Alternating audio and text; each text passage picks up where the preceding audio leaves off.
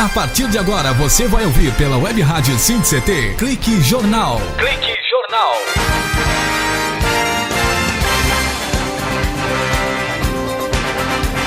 Olá, boa tarde para você, boa noite, boa madrugada, bom dia também. Estamos aqui na rádio SINDI-CT.com, agradecendo você pela companhia, audiência e a amizade de cada um de vocês. O nosso abraço especial a você, funcionário do INPE, do DCTA aqui em São José dos Campos, que nos acompanha, o CPTEC na cidade de Cachoeira Paulista, CTI na cidade de Campinas, lá no Centro Tecnológico de Informação Renato Archer, na CLBI em Natal, no Rio Grande do Norte, que é o Centro de Lançamentos da Barreira do Inferno, o CLA em Alcântara, no Maranhão, que é o Centro de Lançamentos de Alcântara, em Santa Maria, no Rio Grande do Sul. Muito obrigado pela companhia de vocês. É um pealo de laço e poeira, como diz os gaúchos aí. Na cidade de Cuiabá, nesta temperatura altíssima, um abraço aí no centro regional e até na estação Antártica, né, Comandante Ferraz, que é a EACF, que é uma base pertencente ao Brasil, localizada na ilha do Rei Jorge, a 130 quilômetros da Península Antártica, na Baía do Almirantado, na Antártica, no Polo Sul, lá em Fim del Mundo, na Tierra del Fuego. Rádio SINDI-CT.com, e você pode comunicar-se conosco no imprensa@radiosindicT.com. imprensa@radiosindicT.com. Esse é o nosso endereço para que você possa estar conosco aqui, mandando a sua sugestão, a sua crítica, participando da programação aqui na rádio SINDICT.com.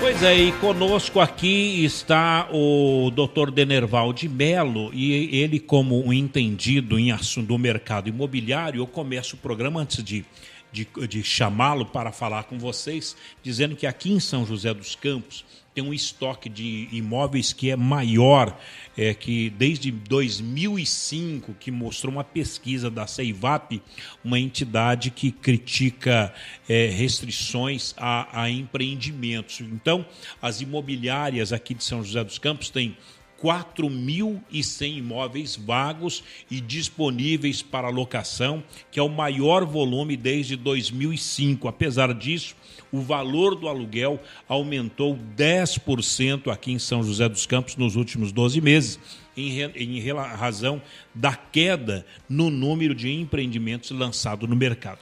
Ele é um entendido no setor, no mercado imobiliário, doutor Denerval de Mello, ele que militou 7 anos frente à delegacia do Cresce aqui em São José dos Campos. Doutor Denerval, boa tarde. Boa tarde, Paulinho, boa tarde, senhores ouvintes. É com muita satisfação que estamos aqui parabenizando a magnífica audiência desse brilhante trabalho que o sindicato está realizando. Muito obrigado. Este é o Sindicato Nacional na área dos Funcionários Públicos Federais na área de Ciência e Tecnologia, que é o SINDI-CT, do qual o doutor Denerval já fez parte. Sim. O senhor foi graduado no CTA em São José dos Campos? Eu fui militar no CTA de 1970 até 1977. Trabalhei na estação rádio, trabalhei no serviço de comunicação, no serviço do SCGI.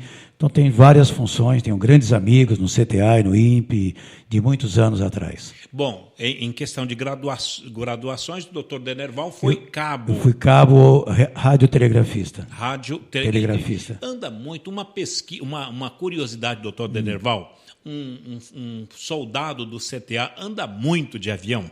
Não anda, não voa de hipótese alguma, a não ser...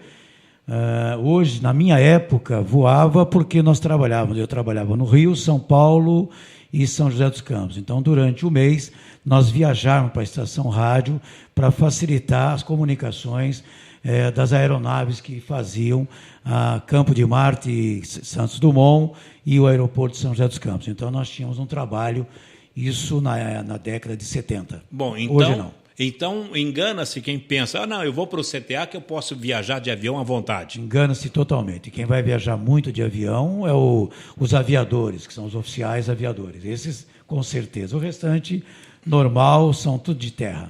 Agora, doutor Denerval, não se engana quem acha que quando vai para o CTA vai ver uma obra de arte, porque o CTA foi um projeto do Oscar Niemeyer, não é? Exatamente. E um discípulo de Oscar Niemeyer em São José dos Campos, nós temos aqui, que é o engenheiro em São José? São José, ele está militando aqui. Militando.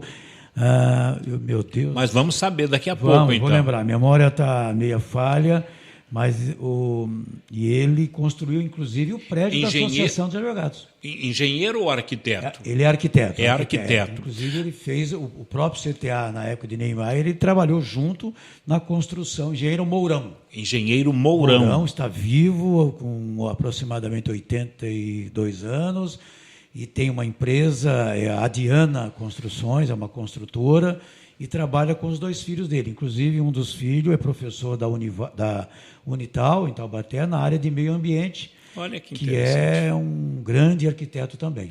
Agora, o Oscar Niemeyer, essa obra que está encravada no centro de São José dos Campos, que é o CTA, ficou praticamente no centro da cidade de São José. É uma obra que ele já teve uma visão de futuro para o Brasil. E o Niemeyer foi algo que o Brasil, ele faleceu com 103 anos, era obras fantásticas. Você vai a Brasília, aqui em São José dos Campos, ele construiu toda aquela parte que você, quando entra na avenida ali do CTA, do seu lado esquerdo, são aqueles monumentos que pertencem ao ITA hoje, são as construções do ITA. Então, ele deixou a sua marca e há uma preservação muito grande, uma valorização. E o engenheiro Mourão fez parte desse projeto, porque era um jovem arquiteto na época. Quer dizer, está viva a memória. E pode vir aqui contar histórias de Niemeyer para você. Já está convidado, então, doutor. Vou avisá-lo.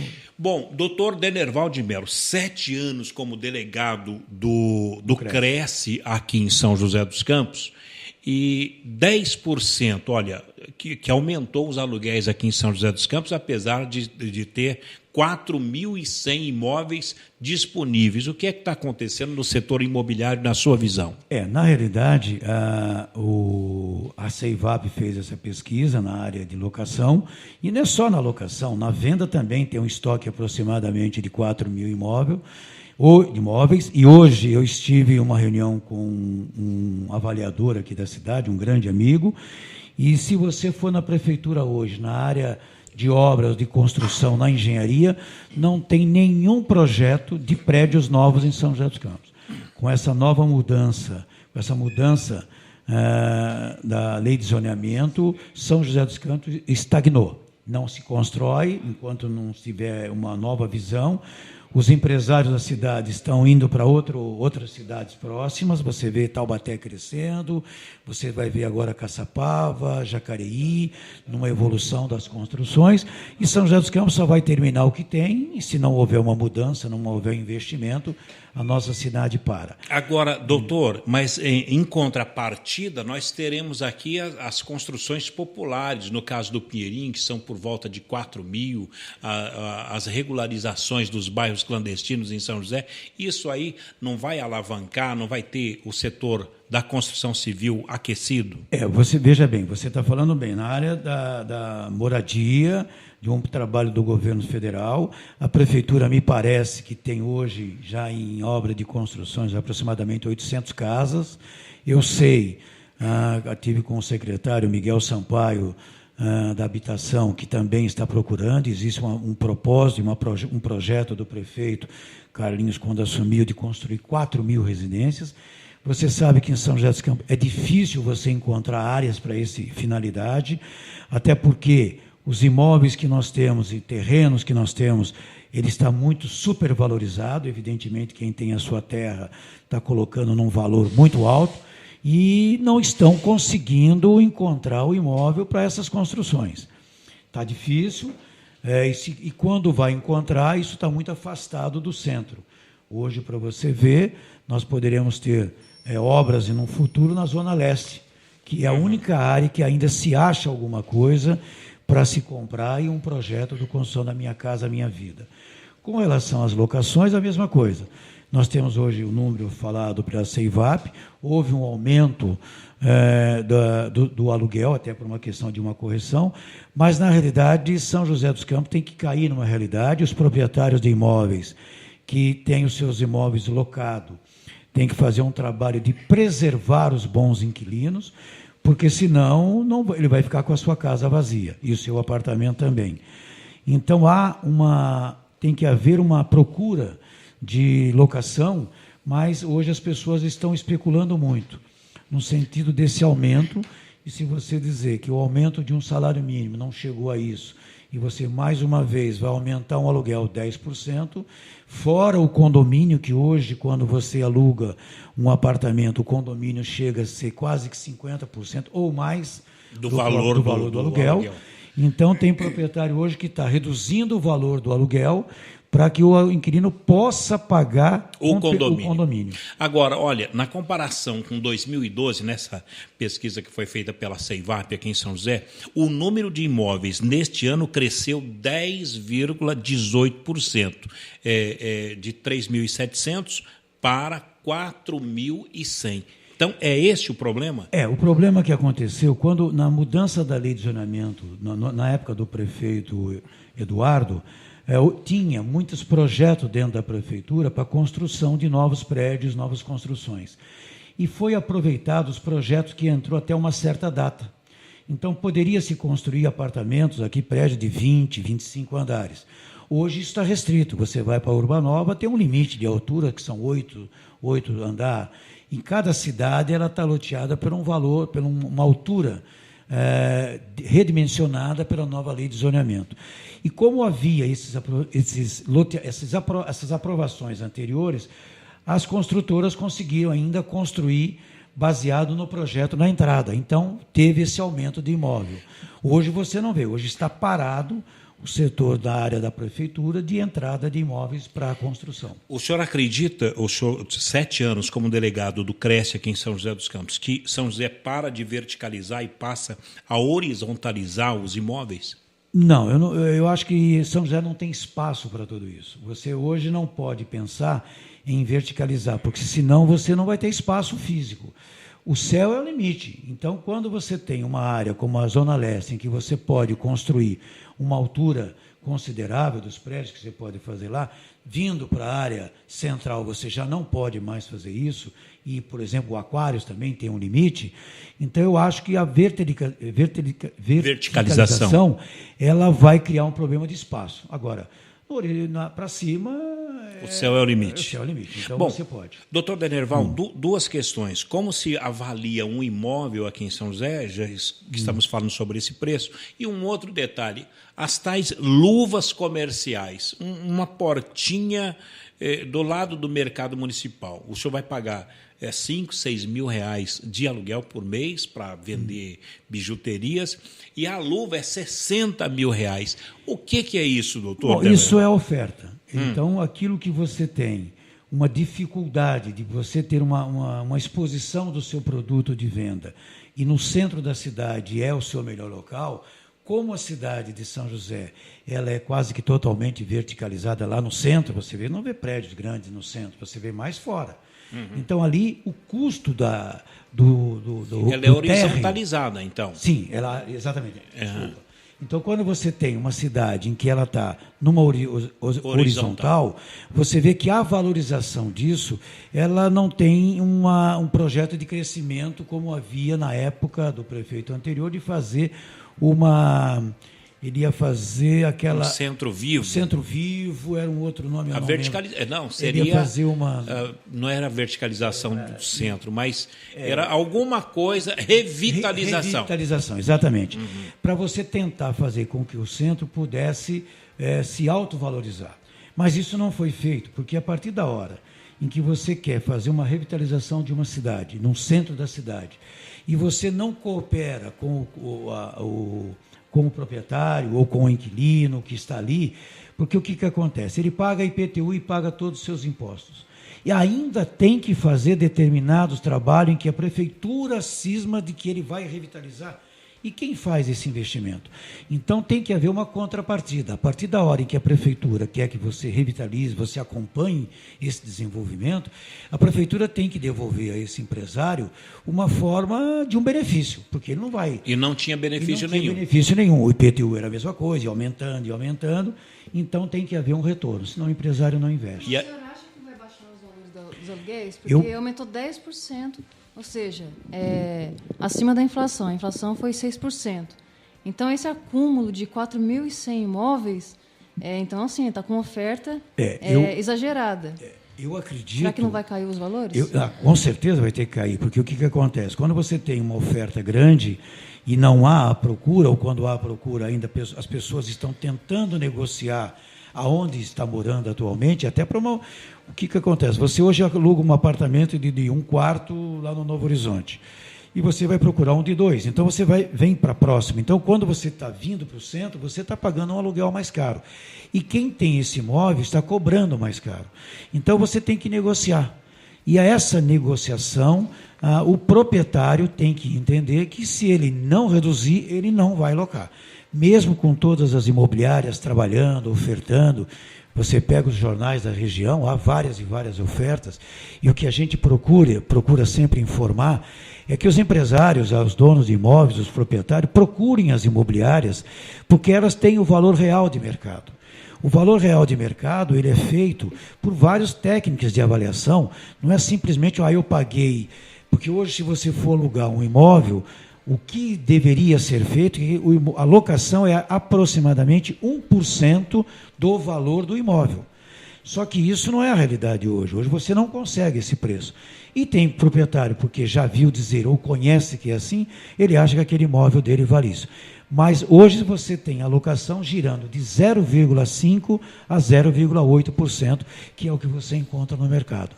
E com certeza os proprietários terão que renegociar, reavaliar esses valores e abaixar o aluguel, porque senão não vão alugar. Bacana, boa informação. Bem, daqui a pouco, doutor Denerval, teremos aqui a historiadora, a Nádia Cocho, ela que é responsável pelo arquivo da Fundação Cultural Cassiano Ricardo aqui em São José dos Campos, e fala exatamente sobre espionagem, sobre os documentos confidenciais do ex-ministro Severo Gomes, na época ainda do Getúlio Vargas. Imagina só. O senhor foi da inteligência do CTA? Né? Naquela época nós tomávamos, alguns anos atrás... Algumas precauções. Tinha algumas precauções. Aqui eu fazia parte do CTA. Nós trabalhamos também no quartel-general em São Paulo, do QG da Aeronáutica, e tinha, naquela época, vários presos políticos que no arquivo dela deve ter nomes e mais nomes.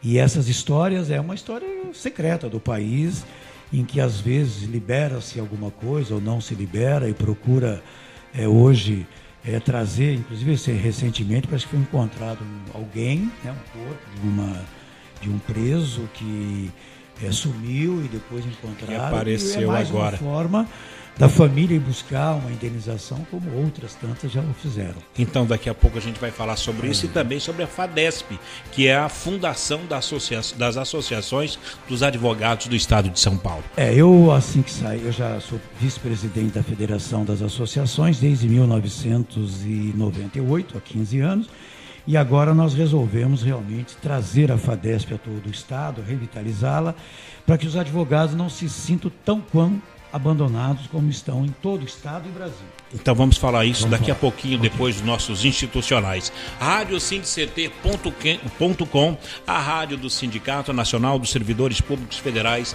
na área de ciência e tecnologia. A gente volta já! Você está ouvindo pela Web Rádio SindCT. Clique Jornal. Clique Jornal.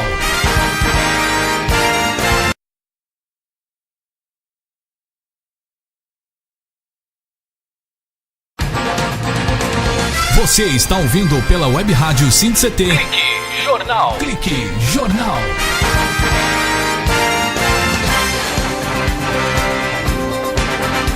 Muito bem, estamos de volta aqui na rádio SindCT.com. É esse nosso endereço, não é? E o nosso e-mail, minha cara jornalista Shirley Marciano? @radiosindct.com. Pode mandar um e-mail, sugestões. E críticas também. Não, crítica, tudo bem, você responde, não é? As críticas, que bem. As críticas são construtivas, eu tenho notado aqui. Sim, o pessoal tem mandado muito e-mail, é importante pra gente, que a gente vai aperfeiçoando o trabalho aqui, né? Muito bem, então, como diria o nosso querido Álvaro Gonçalves, reclame, que é o seu direito. Que saudade, hein?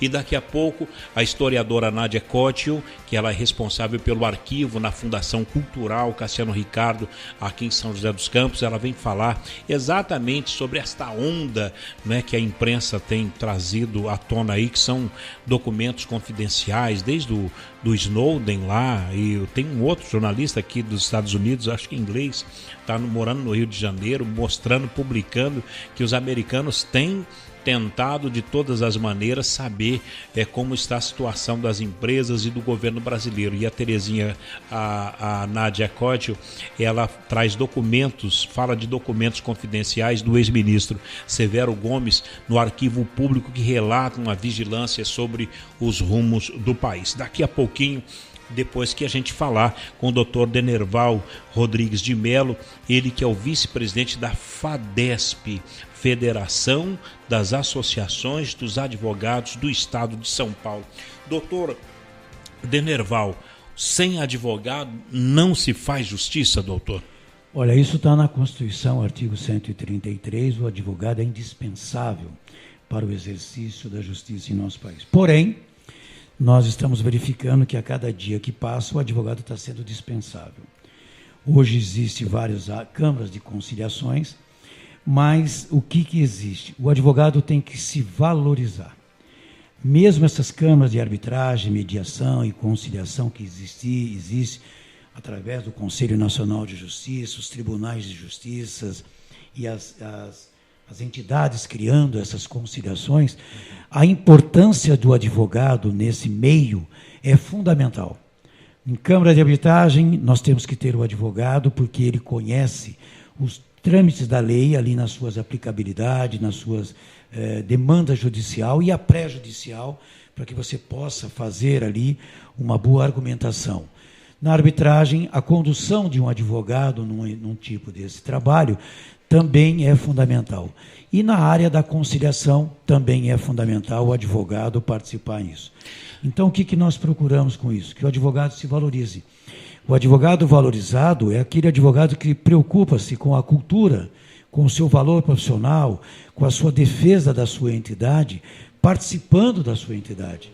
Não basta você apenas advogar, mas eu sempre digo, Paulinho, que cada profissional de cada área, seja advogado, médico, engenheiro ou qualquer outra que seja, ele deve dedicar pelo menos 6 meses da sua profissão para a sua entidade maior, para ele sentir que vários outros profissionais do mesmo nível, das mesmas condições, se dedicam sem nenhum retorno financeiro, apenas por gostar e procurar defender a entidade. E às vezes as pessoas confundem, quando você está numa entidade, que você é empregado. Ninguém é empregado. Eu estou na federação há 15 anos, trabalhando e ajudando, sem nenhuma remuneração, como trabalhei na Associação dos Advogados durante 12 anos, quando fui presidente, como trabalhei no Rotary, como trabalhei na associação, no CRES, durante 7 anos me dediquei ao trabalho pelo CRES, e sempre procurei a valorização do corretor de imóvel, como hoje nós podemos nos orgulharmos na nossa região, que a região mais valorizada do corretor de imóvel é a região do Vale do Paraíba, a RM Vale. É o que mais é valorizado. Por quê? Porque nós fizemos um trabalho de fiscalização, proibimos e fizemos vários meios de limitar o atendimento do picareta ou do pseudo-corretor. Então, o CRES dava esse apoio e essa situação para que nós pudéssemos desenvolver esse trabalho. Quando assumi a delegacia, alguns anos atrás, nós tínhamos 90% de pseudos-corretores. Você ia em qualquer esquina e encontrava... Limparam a área. Hoje, você não acaba com nenhuma profissão dessa forma. Mas hoje nós temos ao contrário, hoje nós temos 10% dos pseudos e 90% hoje, tanto que o CRES hoje tem 140 mil corretores no estado e há 9 anos atrás tinha 60 mil. Quer dizer, cresceu significativamente. Sim, dobrou, mais de 100% em cima. Agora, em relação à FADESP, nós temos aí as câmaras de arbitral. Isso. Câmaras arbitrais. Nos Estados Unidos, o cidadão primeiro vai numa câmara arbitral. Exatamente. Aqui no Brasil, vai-se primeiro para a justiça? Como é que funciona? Aqui no Brasil, as pessoas ainda é um problema cultural. As pessoas ainda não acreditam que se você ir para uma câmara de arbitragem, mediação ou conciliação, você sai dali com a mesma sentença. Porque o mediador vai dar uma sentença em que o juiz vai homologar. Então, sempre vai ter um juiz que homologa. Ele não vai estar ali, porque hoje no país há uma escassez de juízes, de promotores, e há um trabalho muito grande dos advogados. Então, hoje a justiça não anda, porque se o juiz ficar sentado na vara do seu trabalho e o advogado não trabalhar, não levar o cliente, o judiciário para. Olha, então, quem leva o problema ao judiciário é o advogado, porque o direito é inerte, ele está parado. Você tem que provocar, você tem que procurar os seus direitos. E o Brasil hoje, ainda procurar os direitos é caro. E caro, demorado. Exatamente. A justiça Como é que se procura um advogado, doutor? Porque muita gente pensa o seguinte: não, eu não vou gastar com um advogado, mas não é com um advogado, é com a justiça, não é? Você tem que entender que quando você procura um médico, você vai pagar uma consulta, hoje aproximadamente R$200 a R$300. Uhum. Quando você vai fazer um convênio médico, você vai fazer ele por idade, né? Quanto mais idoso, você tem um valor maior. O advogado é a mesma coisa, você tem o profissional que está recém-formado, mas existe uma tabela. O advogado não cobra porque você pode muito ou pode pouco. Existe uma tabela que a Ordem dos Advogados tem essa tabela para todos os advogados e nós seguimos uma tabela. É uma tabela razoável, que já está há mais de 20 anos sem qualquer aumento, porque não se preocupou com isso, o advogado trabalhando e a cada dia existindo mais conciliações. Quando você procura uma área de conciliação, o que você tem de resultado disso? Você tem que a conciliação ela é mais rápida, porém ela pode ser um pouco mais cara.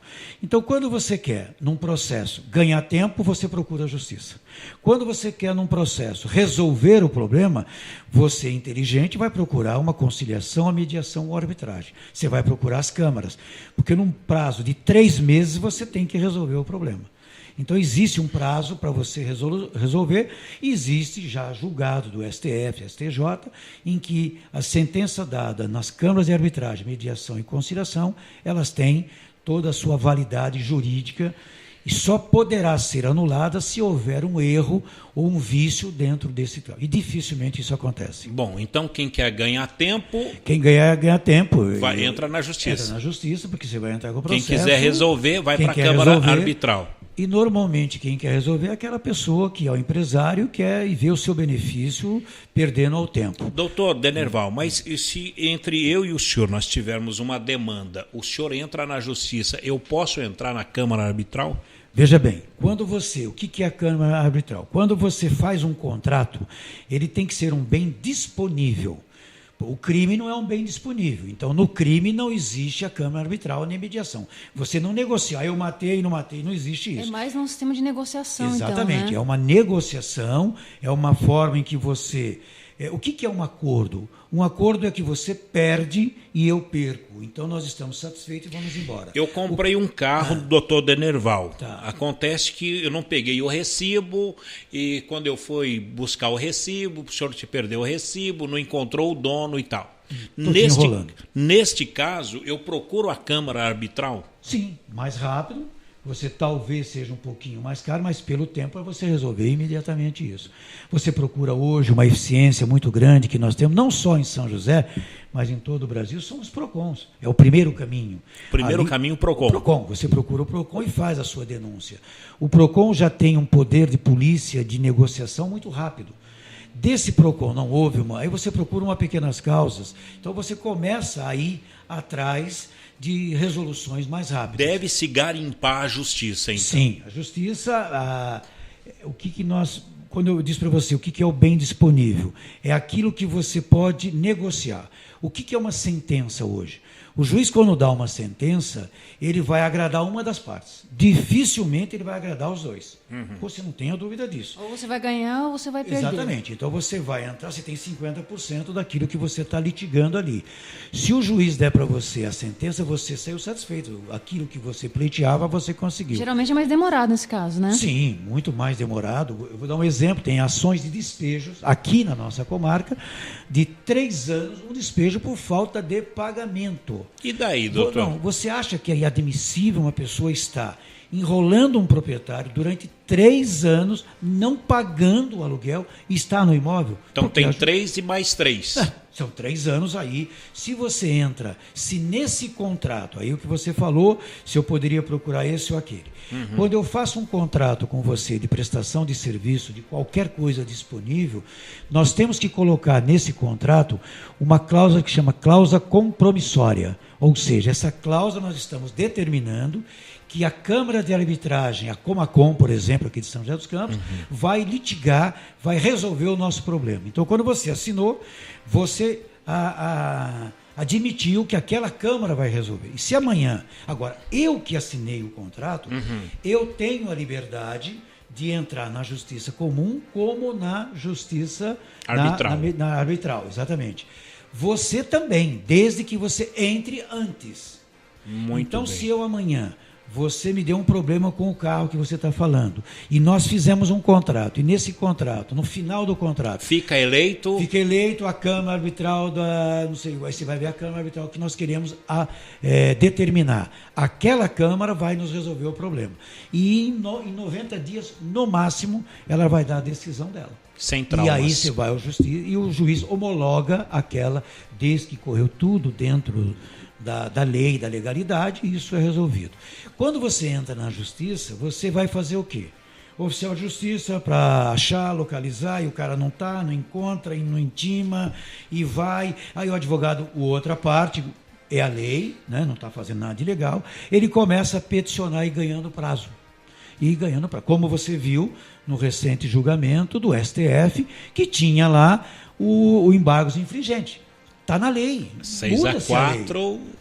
Muda-se a lei. 6-5. Então nós estamos questionando. É lógico que o país todo queria uma condenação, o país cobra por isso, o país quer. Mas está na lei. Você não pode cercear o meu direito de defesa, que seja a última gota. Você vê, às vezes, condenado nos Estados Unidos, em alguns países que têm a pena de morte, ele tem ainda o seu último desejo. Quer dizer, desde que não seja a inocência, que ele vai escapar, mas ele ganha mais um prazo. Tá certo, e ali surge alguém. Quem provocou os embargos infringentes. Foi aprovado, isso está na Constituição, isso está dentro das normas do STF, e nós temos que acatar.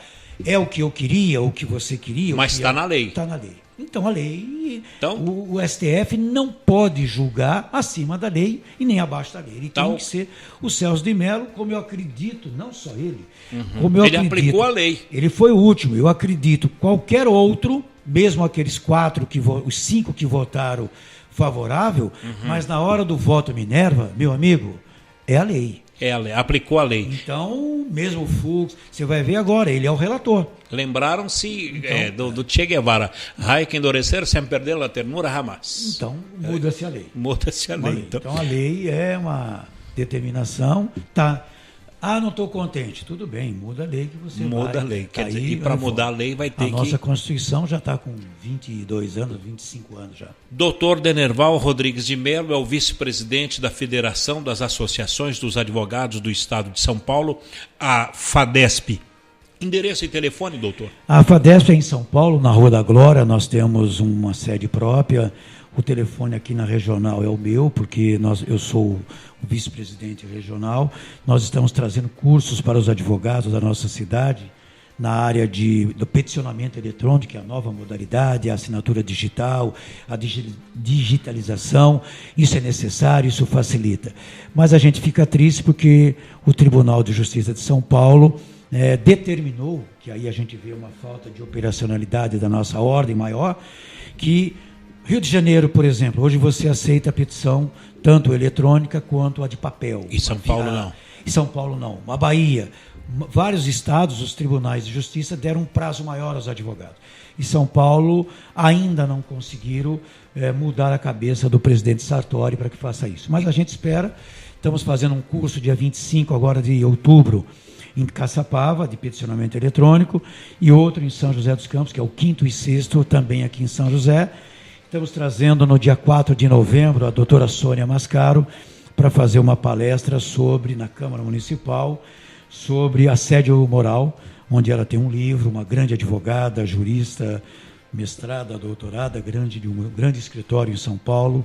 E o nosso presidente é o Raimundo Hermes Barbosa, que lhe manda um abraço por sinal. Obrigado pelo carinho, doutor Armando. Rua Rio Grande do Sul, número 37, ao lado do quartel da Polícia Militar, ou então telefone 3943-2229. Doutor Denerval, muito obrigado pela companhia. Eu quero agradecer e que Deus ilumine a todos e até a próxima. E parabéns. Até lá, doutor. Obrigado. Bem, já a historiadora Nádia Couto, responsável pelo arquivo da Fundação Cultural Cassiano Ricardo, vamos falar um pouco sobre os arquivos secretos da era de Getúlio Vargas. Um instante só e a gente volta já.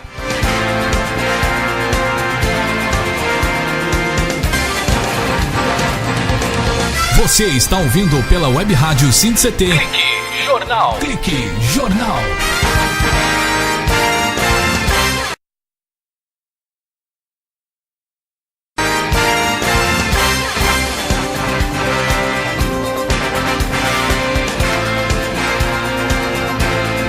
Olá, estamos de volta aqui na rádio sindct.com. Obrigado pela companhia, pelo seu clique. Esse é o Clique Jornal aqui na rádio sindct.com.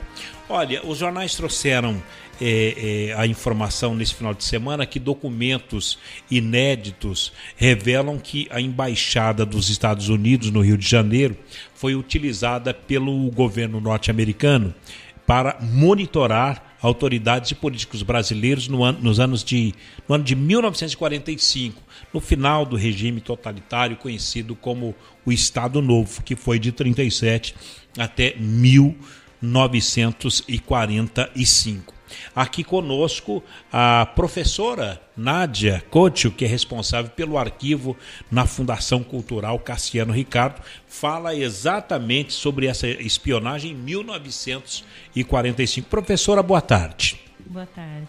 Que alegria recebê-la aqui na Rádio SINCT. E esse é o documento que a imprensa fala, é o mais revelador possível, que a senhora tem um documento em mãos de que nós fomos espionados em 1900 e bolinha. Como é que foi isso, professora? Esse acervo veio, né, é um conjunto de documentos que a gente denominou dossiê americano, e ele veio junto com a documentação do ex-ministro Severo Gomes. Aqui, o que é o dono da tecelagem Paraíba. Isso, dos donos. E hoje onde está a sede da Fundação Cultural e o Arquivo Público do município. Como é que a senhora teve acesso a esse documento e o que é que ele diz, professora? Na verdade é o seguinte, veio toda uma documentação em 2005, que foi doada pela família do Severo Gomes, e quando nós fomos organizar a documentação, tinha esse dossiê montado ali. Na hora a gente bateu o olho e falou, ai Jesus, que isso veio fazer aqui? Puxa vida, é um documento importantíssimo. São cópias dos documentos do Arquivo Nacional Americano, né? E que mostram bem as relações entre os militares brasileiros e a Embaixada norte-americana e, na época, o presidente Truman. Agora, ela traz evidências da atuação americana aqui no Brasil? Sim. O que eles descrevem, mais ou menos, assim? Eles estudam a movimentação no Brasil, as questões políticas, com quem Vargas conversava, não conversava. Tem passo a passo, por exemplo, do dia a dia, né, de um intermediário militar. Então mostra, olha, dormiu tal hora, acordou tal hora, falou com fulano, com ciclano. A relação parecia mais assim, se o Getúlio estivesse nas mãos dos americanos, cooperando, ou ele era assim ele relutava assim, em obedecê-los? Como é que era? Não é bem o Getúlio. Toda essa negociação começa com os militares, né? Uhum. Foi um militar que teve acesso ao embaixador americano, e nesse momento ele começa a colocar um outro militar para competir contra Vargas também para o governo, né? Que é o Eduardo Gomes, brigadeiro. Ele que iria, com Vargas, iria disputar. E aí começa a se desenrolar os fatos, e os Estados Unidos se colocam como se estivesse verificando a abertura política brasileira, mas preparando a intervenção. Agora, professora, a senhora disse que, até na sua entrevista, que esses papéis eles trazem uma relação íntima entre os militares brasileiros e os bastidores do governo, juntamente com o governo americano? Sim. Agora, os rumores sobre a aliança, por exemplo, entre Vargas e Luiz Carlos Prestes, isso aí também se cogitava naquela época? Sim, sim. Tem um pedaço são documentos em inglês, tá? Quando a gente começa a ler, tem um pedaço que fala assim de uma suposta aliança entre Vargas e Prestes. Uhum. Porque, na verdade, isso não ocorreu, né? Bom, professora, isso foi em 2005. Sim. E agora, nós estamos em 2013, fazem 8 anos, não, 8 anos, né, que isso aconteceu. O que é que deu agora de trazer à tona essa documentação, esses relatos aí? Então, a presidente da Câmara, Amélia Naomi, vai dar abertura à Comissão da Verdade. E entre essas discussões, conversando com o Luiz Paulo Costa, a gente comentou dessa documentação, o Luiz Paulo sabe dessa documentação no arquivo. E aí o Vale Paraibano foi fazer uma reportagem, né? Até por conta de todas as questões que aconteceram com a presidente Dilma, né? Então aí se comprova que exatamente, que se comprova que isso é antigo, essa questão de espionagem. Esse documento, regime totalitário. Exato, quer dizer, nós estivemos sempre à sombra dos americanos em relação à espionagem. Sim, sim, eu acredito que sim. Não só o Brasil. Né? A grande democracia é um grande regime totalitário. Exatamente. Então, só uma dúvida. Vocês acharam documentos de uma fase, de uma negociação, dentro de um período curto? Curto. Será que não teria mais desses documentos? Será que a família do Severo Gomes não teria mais documentos para... Eu não sei qual foi o contexto, tá, que ele recebeu essa documentação, ou que ele, por um acaso, encontrou e guardou. Mas, se a gente entrar no Arquivo Nacional Norte-Americano, eu acredito que a gente já tem abertura para isso, para a gente poder verificar as negociações. O Brasil está hoje num momento em que a população ainda não se deu conta, mas a gente está na abertura de informações de documentos públicos. E os Estados Unidos têm isso há muitos anos, né? Acho que depois de 20 anos já torna público, uma coisa assim? Sim, dependendo do documento lá, a lei é bem menor. Aqui no Brasil, não. Aqui abriu... A nossa presidente oficializou uma lei em 2012, dependendo do documento você tem abertura imediata, né? Então você tem 5, 15 e 25 anos, né? O máximo, com exceção do que trata da honra, da vida privada, da imagem, né? O resto é aberto ao público. Então você agora, já pode abrir, é imediato. Nesse caso, esses documentos já estão disponibilizados na Fundação Cultural? Sim, eles estão desde 2005 disponibilizados. Todo o acervo do Severo Gomes. Quer dizer, o Edward Snowden ele poderia estar tranquilo lá nos Estados Unidos, apenas mandando pela internet, olha, vá na Fundação Cultural. Ele não estaria na Rússia agora. Não, isso daí são Snowden cópias, daqui é né? a Nádia, né? Ela encontrou os documentos exatamente, lá. Você é o nosso Snowden. É a Snowden joseense. Olha só, Snowden, historiadora. Aqui, olha, despacho secreto da embaixada ao State Department informando da visita do Major Juracy Magalhães à embaixada para adverti-la de que, se não se realizassem eleições livres, estamos falando em 1945, ou se Vargas concorresse e fosse eleito, haveria uma revolução no Brasil. Relatório confidencial do embaixador Adolf Berle Jr. ao State Department sobre uma segunda troca de impressões com o Major Juraci Magalhães e a comunicação a este último de que o governo americano não via razões para intervir no processo político brasileiro naquele momento. Quer dizer, tudo era americanizado. Sim, nesse caso aí o militar foi atrás solicitando acompanhamento norte-americano. Bom, nós temos aqui o OK Short Sandwich, quer dizer, nós somos nós temos uma primeira língua que é uma língua americana, não é? Agora, os atos, nós temos problemas no INPE, né, de satélite, isso, aquilo outro, INPE, CTA e tudo mais. O que a professora sugere para que a gente não fique tão à mercê de espionagem externa? Existem algumas formas, é que na verdade eu acho muito complicado a gente aprender a se defender de questões de espionagem, né? Nesse momento era uma espionagem assim, de contato físico.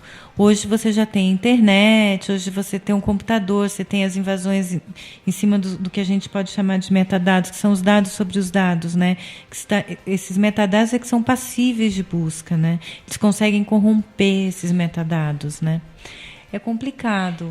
Existem até hackers, né? Sim, muito mais sofisticados. Existem hackers especializadíssimos nisso, né? Naquela matéria que saiu no Fantástico, que o Snowden fez a denúncia, que eles estavam espionando a Dilma, lá mostrou que eles têm acesso completo e restrito aos nossos dados, né? Só que daí eles escolhem os alvos, que na verdade é o que interessa. Aí é o caso da própria Dilma, né? Dos dados, das informações dela, nos lugares onde tem algum interesse dos americanos, como a Petrobras, que futuramente eles podem ter vantagem numa negociação, enfim. Eles hoje têm acesso completo. Então, você acha que seria mais importante a gente se preocupar com a nossa defesa ou se preocupar em encontrar explicações com os americanos? A nossa defesa. Ou as duas coisas, né? A nossa defesa, né? E nesse momento eu acho que eles devem explicações, sim, né? Porque tem questões de soberania nacional, né? Mesmo que isso, o Brasil tem o direito de exigir que se respeite, né? Existem tratados internacionais que não podem ser corrompidos, né? Então, eu acho que a gente teria que trabalhar com criptografia, talvez uma criptografia mais ágil, o tempo inteiro você está mudando a criptografia, decodificando e codificando. Existem a gente vai ter que aplicar muito dinheiro para poder, né, se resguardar. Bom, seria o e-mail criptografado, né, que fala. É sim. O único jeito. Bom, o dossiê americano sobre o Brasil de 1945 integra o acervo particular do ex-ministro Severo Gomes, que foi doado à Fundação Cultural pela família. Sim. E está à disposição. Está à disposição, assim como nós temos aproximadamente 5 quilômetros lineares de documentos. É como se a gente colocasse um documento em pé, um atrás do outro.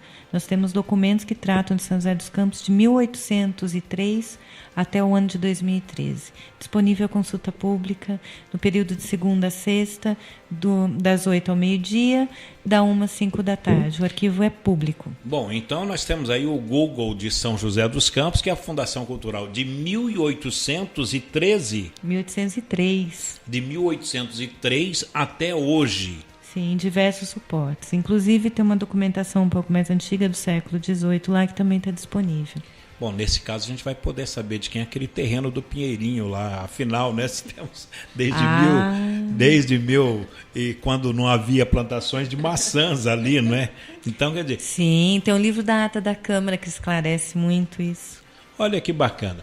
Bom, professora Nádia, a senhora vai fazer o quê? Qual o próximo passo com esse material da espionagem americana? Tem alguém estudando ele? Tem algum historiador aprofundando, verificando quais são as conexões com a época? Nada ainda. A respeito desse dossiê, ainda não. A Comissão da Verdade, que vai ser aberta pela Câmara Municipal, é da década de 60 até a década de 80, tá? E esse período ainda não, na verdade, esse período não foi contemplado. Então, ele está aberto à pesquisa. Bem, então, professora, vamos para um breve intervalinho e daqui a pouquinho eu gostaria que a senhora relatasse como vai ser a Comissão da Verdade, no que vai tocar essa comissão aqui em São José dos Campos a partir da assinatura da presidente Amélia Naomi, para que se torne público, não é? A partir de agora, a TV da Câmara terá uma matéria especial a respeito disso, poderá mostrar esse trabalho in loco? Sim, TV Câmara, o site da Câmara, se entrar já no site da Câmara, você já tem um cantinho já lá para a Comissão da Verdade, vão ser abertos os documentos. Bacana. Então, daqui a pouquinho, depois dos nossos institucionais, a professora Nádia Kodjo, aqui, ela que é... A senhora é a diretora do Centro Histórico da Fundação? O Arquivo Público do município, ele é criado por lei desde 1993 e eu estou como responsável. Então, daqui a pouquinho, depois dos nossos institucionais, mais histórias das histórias de São José dos Campos com a historiadora, a professora Nádia Kodjo. Um instante só.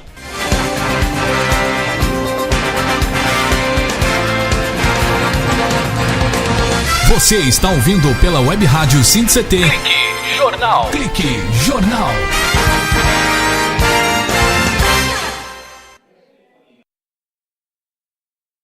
Você está ouvindo pela Web Rádio SINT-CT. Clique Jornal. Clique Jornal.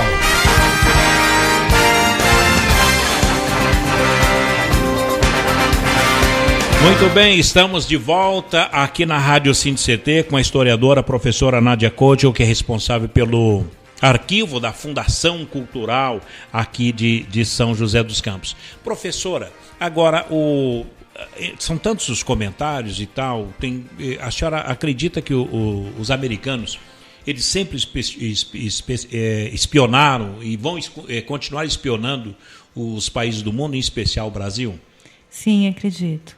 Inglaterra, Estados Unidos, as grandes potências, ou que se dizem as grandes potências. Porque é engraçado, né? A gente, há um tempo atrás, eu diria assim, há uns 5, 10 anos, quando a gente falava em espionagem, falava que os americanos, eles é que tinham patrocinado a ditadura militar brasileira, aliás, a ditadura militar do Brasil, todo mundo achava que era síndrome de perseguição ou coisa do tipo. Hoje a gente tem assim, evidências claras e absolutas de que tem uma comprovação mesmo que isso aconteceu.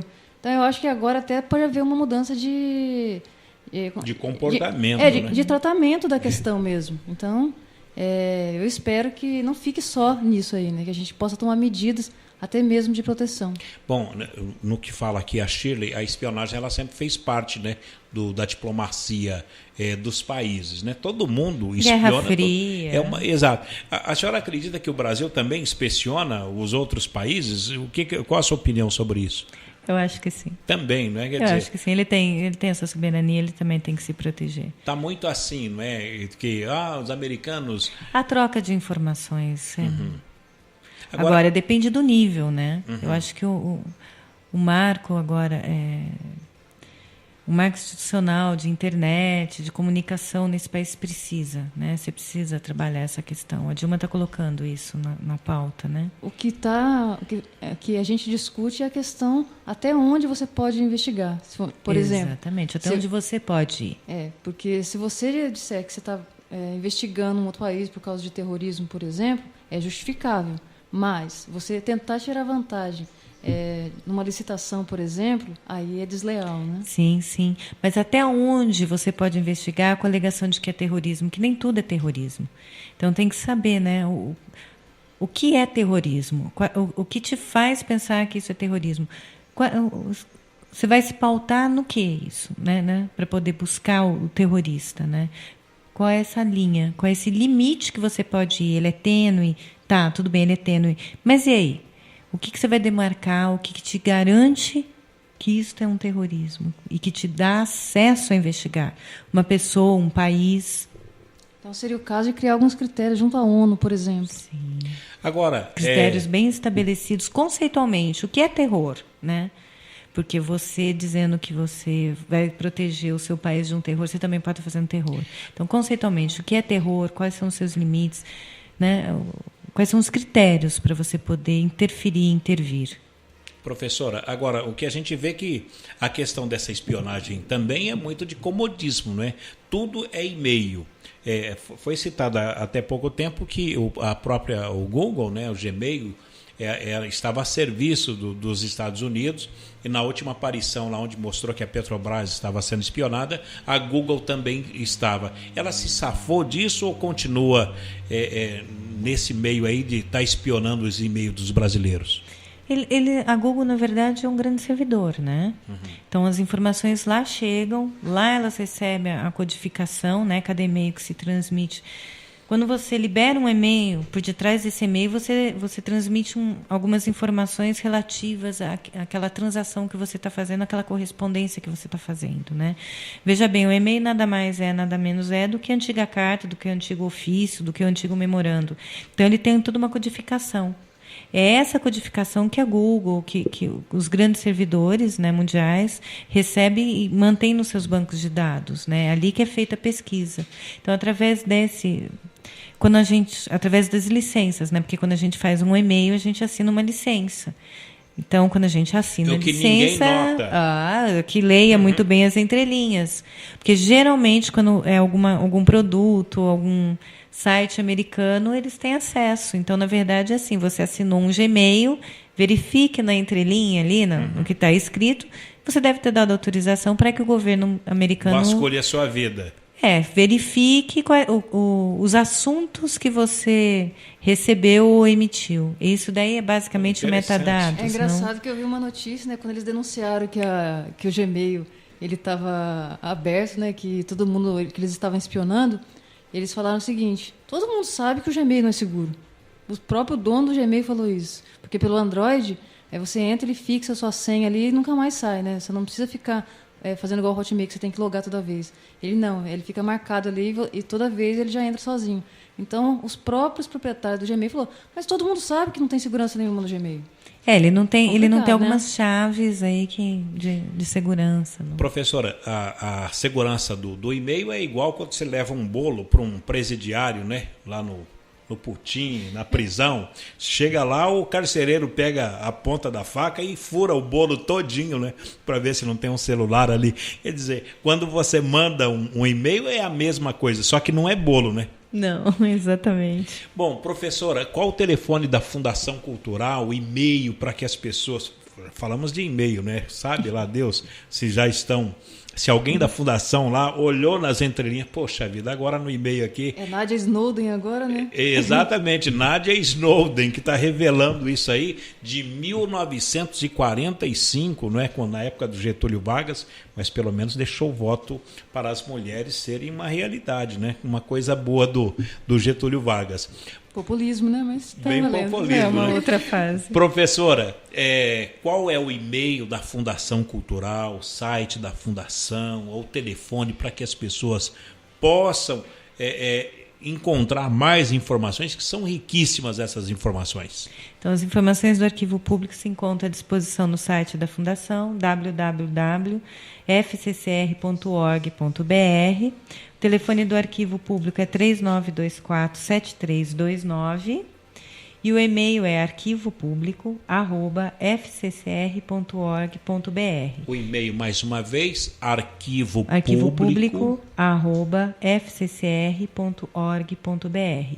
E para poder conhecer um pouquinho dos nossos documentos também, basta entrar no site da Câmara Municipal, que nós temos um convênio entre a Universidade do Vale do Paraíba, Câmara Municipal e Arquivo Público. Entra no site, lá no cantinho tem pró-memória e ali estão disponíveis alguns documentos que já foram trabalhados pela Universidade do Vale do Paraíba, pelos estagiários e professores. Quer dizer, fizeram um retrato do passado de São José dos Campos. Tem alguns trabalhos ali disponíveis. O Pró-Memória foi um grupo que esse ano completa 10 anos.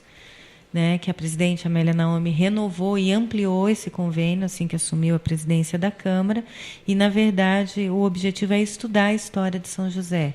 Né? Uma coisa tão importante assim, né? Um professor nas escolas pegar e levar os alunos lá para o arquivo, para conhecer a documentação, conhecer a própria história. Eu acho que isso seria assim, de suma importância. É um trabalho que eu não sei se poderia falar, o secretário de Educação que me desculpe, Mas a gente já está trabalhando com um grupo de professores de História da Secretaria Municipal de Educação. Tem um projeto para aproximar o arquivo público, os documentos dos professores e dos alunos.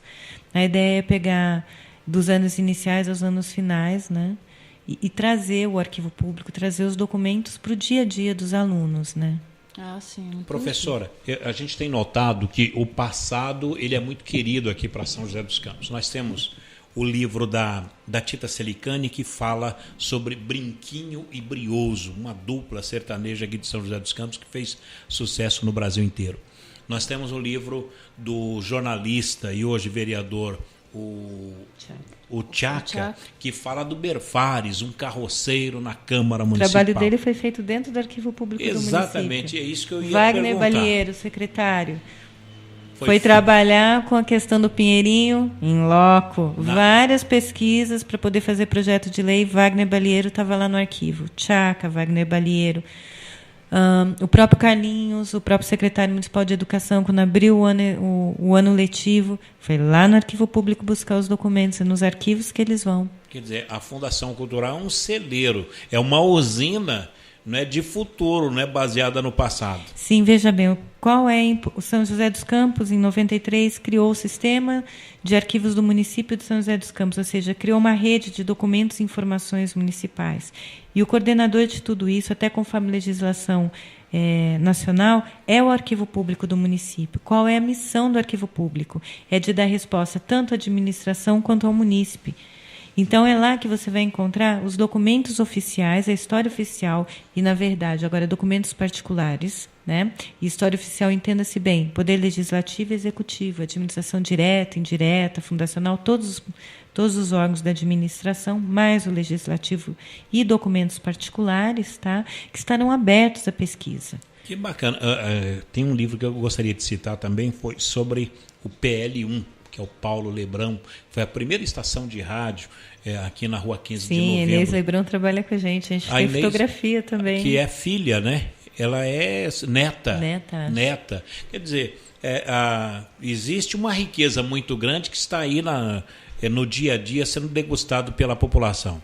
Sim, sim. E agora, com a Comissão da Verdade, a gente vai trazer mais documentos ainda, porque agora a gente vai ter o poder, através da Câmara, através da Comissão da Verdade, de abrir esses arquivos da ditadura. Que bacana. Professora Inês Couto, eu quero agradecer a senhora que trouxe aí, não é, esse arquivo de... Bom, foi criado em 1983. 93. Em 93. Gestão da doutora Ângela Guadagnin. Que está de volta na Câmara de São José pela segunda vez. A doutora Ângela que criou o Arquivo Público. O sistema de arquivos e que faz a lei que cria o Arquivo Público do município. Olha, a doutora Ângela tem uns apontamentos positivos, como o Arquivo Público, que eu não sabia, mas... A lei do sistema, Diretoria de Patrimônio Cultural... O Parque da Cidade. Parque da Cidade nessa linha. Ela ganhou prêmio internacional também com diversos projetos sociais e que nunca se falou. Nós ganhamos o projeto internacional do restauro da Biblioteca Pública Cassiano Ricardo. Está na hora de se fazer um livro. Tem até o viaduto da Canebu, que hoje está sendo duplicado, que foi na gestão da doutora Ângela também. Foi na gestão da doutora Ângela também. Tem que trazer Anel viário, que todo mundo fala, não foi a Ângela também que trouxe. Tudo isso a gente tem plano diretor e que comprova. E está no Arquivo Público do município. Mais uma vez, o e-mail do Arquivo Público. arquivopúblico@fccr.org.br. Bacana. Professora Nádia Couto, muito obrigado pela sua participação, pela sua história e trazendo à tona um assunto tão antigo que vai render muito ainda na imprensa brasileira. Obrigado vocês pela chance. A Fundação Cultural e o Arquivo Público do município agradecem. Nós que agradecemos. Obrigada. Bom, Shirley, está aí.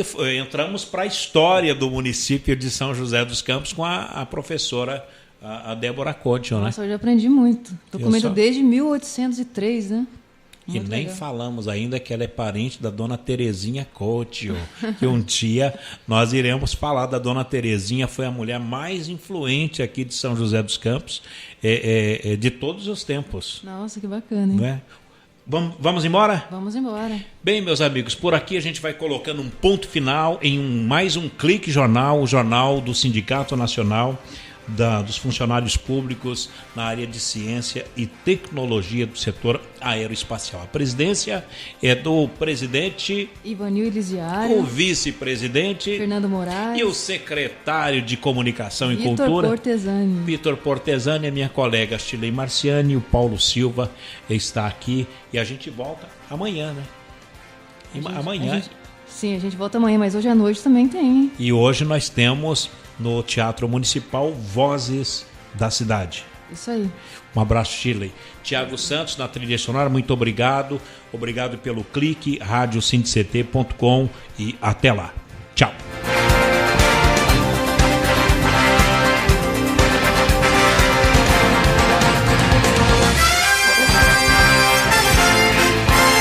Você ouviu pela Web Rádio SindCT Clique Jornal. Clique Jornal.